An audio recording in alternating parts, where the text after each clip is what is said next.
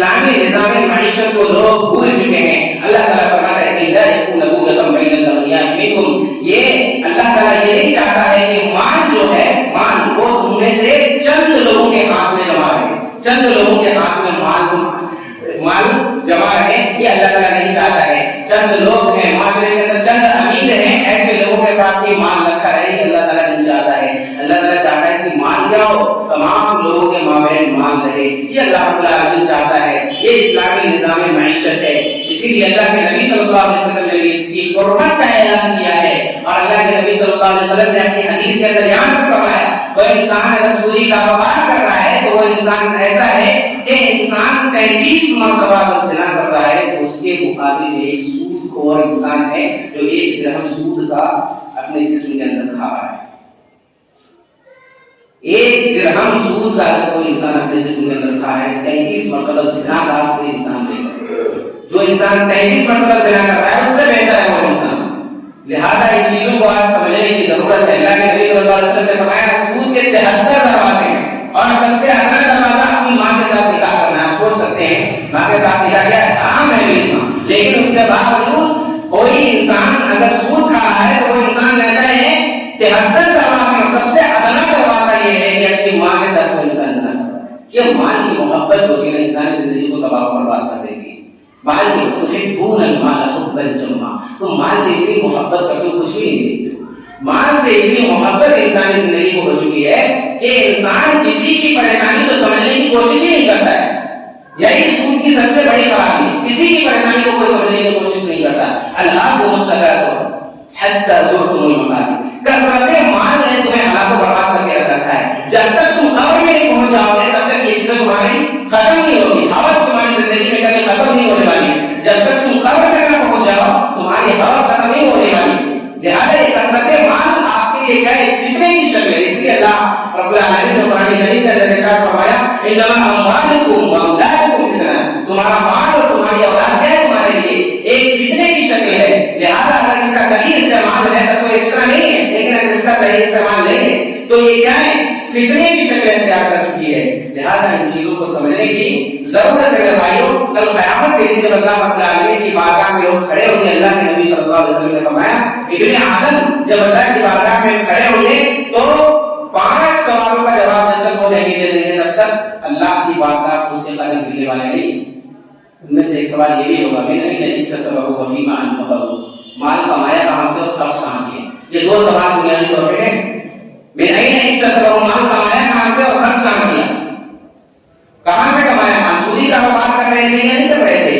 اگر دنیا کے اندر سودی کاروبار کر رہے تھے تو ایسے لوگوں کو آج سمجھنے کی ضرورت ہے کہ یہ چیزیں اللہ تعالیٰ نے حرام کرا دیا. اللہ کی بارگاہ میں اس چیز کا جواب دینا ہے اور پرچہ اور ہو چکا ہے. لہٰذا صرف ہمیں تیاریاں کرنی ہے ان چیزوں کی.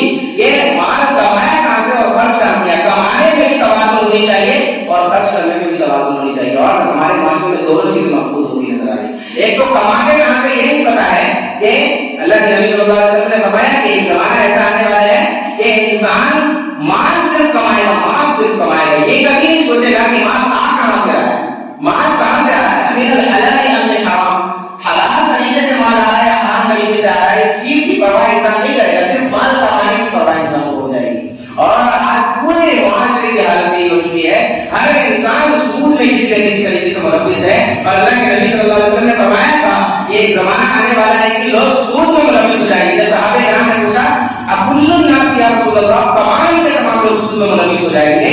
اللہ کے نبی صلی اللہ علیہ وسلم نے فرمایا اگر سود میں تمام کے تمام لوگ ملوث نہیں ہوں گے تو سود کا غبار ضرور ان کے ذہن و دماغ کے اندر پہنچ جائے گا. آج پورے معاشرے کے اندر سود کا غبار ہے ہمارے ذہن و دماغ کے اندر اس طریقے سے رچا بسا ہوا ہے کہ ہم یہ کہتے ہیں کہ ہمارے نظام معیشت چل ہی نہیں سکتا سود کے بغیر. ہمارا نظام معیشت چل ہی نہیں سکتا ہے, سود کے بغیر تو کوئی کام ہی نہیں ہو سکتا ہے. آپ سوچیے عمر بن عبد العزیز کا دور اٹھا کر دیکھیے, سود کے بغیر آج ہمارا گھر نہیں چلتا ہے. انہوں نے پوری حکومت چلائی, تقریباً 3 بر اعظم میں ان کی حکومت چل رہی تھی عمر بن عبد العزیز رحمہ اللہ کی. اور اس زمانے کی حالت آپ کو دیکھ کر حیرت ہوگی کہ اس زمانے کے اندر مدینے میں اگر ڈھونڈا جاتا تھا تو کوئی انسان زکات لینے والا نہیں ملتا تھا. یہ نظام معیشت انہوں نے چلایا تھا. اس طریقے کا نظام اگر معاشرے کے اندر قائم ہو تو امن قائم ہو جاتا ہے. پورے معاشرے کے اندر ایک فرق نہیں ملتا تھا کہ جو زکات کا مستحق ہو اسے زکات دیا جا سکے. عمر بن عبد العزیز کا پورا دور اٹھا کر دیکھ لیجیے. آج ہم کہتے ہیں ہمارا گھر نہیں چل پائے گا سود کے بغیر. یہ ہماری حالت ہو چکی ہے. لہذا اسلامی نظام معیشت کو آج ہمیں سمجھنے کی ضرورت ہے. اللہ کے نبی صلی اللہ علیہ وسلم نے فرمایا تھا کہ یہ سود تمہارے گھر گھر تک داخل ہو جائے گا. لہذا ان سے بچنے کی ضرورت ہے. آج جو بھی سودی کاروبار کے اندر ملوث ہیں اس کو سمجھنا چاہیے کہ اس کے اندر کتنی بڑی اللہ تعالیٰ نے کتنی معیت سنائی ہے. اللہ تعالیٰ نے جنگ کا اعلان کیا. اللہ رب العالمین نے کہا ہمیشہ ہمیشہ جہنم میں رہیں گے. کل قیامت کے دن اللہ کی بارگاہ میں کھڑے ہوں گے تو دیوانوں کی طرح اللہ کی بارگاہ میں کھڑے ہوں گے. اور اللہ کے نبی صلی اللہ علیہ وسلم نے لعنت بھیجی ایسے لوگوں کے لیے. پوری زندگی وہ انسان ملعون رہتا ہے جو انسان سود کھاتا رہتا ہے. پوری زندگی وہ انسان ملعون رہتا ہے. لعن رسول اللہ صلی اللہ علیہ وسلم آخر الربا وموكله وكاتبه وشاهده. اللہ کے نبی صلی اللہ علیہ وسلم نے فرمایا, اللہ کے نبی صلی اللہ علیہ وسلم نے فرمایا کہ سودی کھانے والا انسان بھی ملعون ہے. جو سودی کھاتا ہے وہ بھی ملعون ہے, جو سودی دیتا ہے وہ بھی ملعون ہے, جو سودی کو لکھتا ہے وہ بھی ملعون ہے, جو گواہ بنتا ہے وہ بھی ملعون ہے. جتنے بھی اس کے اندر شامل ہیں سب کے سب ملعون ہیں. یہاں تک کہ شیخ صالح فوزان حفظہ اللہ کہتے ہیں کوئی انسان سودی کاروبار کو دیکھ رہا ہے اور اس کو اپنے دل میں برا نہیں سمجھ رہا ہے تو وہ بھی ملعون ہے, وہ بھی لعنت کا مستحق ہے. اگر سودی کاروبار کو انسان دیکھ کر اپنے دل کے اندر اسے برا نہیں سمجھ رہا ہے تو وہ انسان بھی ملعون ہے. اتنی قبیح اور خبیث چیز ہے سود جو معاشرے کو ہلاک و برباد کر دینے کے لیے کافی ہے. لہذا ان تمام چیزوں کو آج سمجھنے کی ضرورت ہے میرے بھائیوں. اسلامی نظام معیشت کو سمجھنے کی ضرورت ہے. آج ہم اپنے معاشرے کے اندر زندگی گزار رہے ہیں. اللہ تعالیٰ نے تمام چیزوں کو آپ کے لیے حلال قرار دیا ہے. کاروبار کی جتنی بھی شکلیں ہیں آپ کے لیے حلال قرار دیا ہے.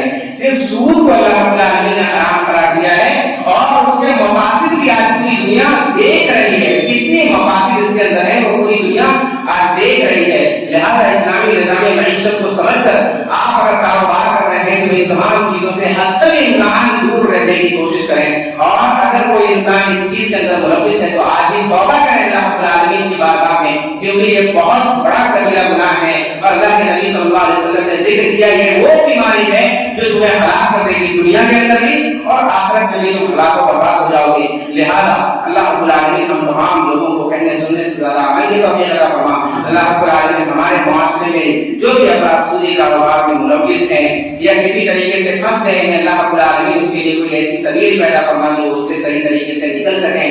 اللہ رب العالمین ہمیں ہمارے رزق کے اندر برکت عطا فرما. اللہ رب العالمین کاروبار میں برکت عطا فرما.